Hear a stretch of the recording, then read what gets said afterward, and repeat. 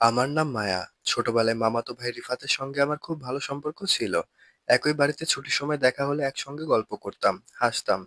তাই কখনো ভাবিনি বড় হওয়ার পর সেই মানুষটার কাছ থেকে আমাকে এমন একটি ভয়ঙ্কর পরিস্থিতির মুখোমুখি হতে হবে। একদিন পারিবারিক অনুষ্ঠানে সবাই ব্যস্ত ছিল। রাত বাড়ার পর একে একে সবাই ঘুমিয়ে পড়ল। আমি নিজের ঘরে যাওয়ার প্রস্তুতি নিচ্ছিলাম। হঠাৎ রিফাত আমার সঙ্গে এমন ভাবে কথা বলতে শুরু করলো যে আমাকে অস্বস্তিতে ফেলে দিল। আমি বললাম, "তুমি এভাবে কথা বলছো কেন? আমি যেতে চাই।" সে আমার পথ আটকানোর চেষ্টা করল। আমার বুক কেঁপে উঠল। আমি স্পষ্টভাবে বললাম, "আমাকে যেতে দাও। আমি এটা চাই না।" কিন্তু সে আমার কথাকে গুরুত্ব দিল না। সে মুহূর্তে আমি বুঝে গেলাম, পরিচিত মানুষ হলে নিরাপদ মানুষ হয় না। আমি জোরে সাহায্যের জন্য ডাকতে শুরু করলাম। আমার চিৎকার শুনে পাশের ঘর থেকে আমার খালা বেরিয়ে এলেন। পরিস্থিতি বুঝতে পেরে তিনি সঙ্গে সঙ্গে আমাকে নিজের কাছে নিয়ে গেলেন। আমি তখন কাঁপছিলাম, ঠিকমতো কথাও বলতে পারছিলাম না।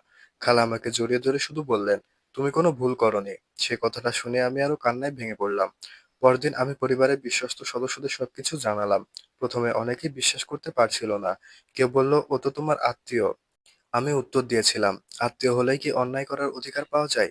শেষ পর্যন্ত পরিবার বিষয়টি গুরুত্বের সঙ্গে নেয় এবং রিফাতের কাছ থেকে আমাকে দূরে রাখা হয়। কিন্তু ঘটনার পর সবচেয়ে বড় কঠিন লড়াইটাই ছিল আমার নিজের ভেতরে।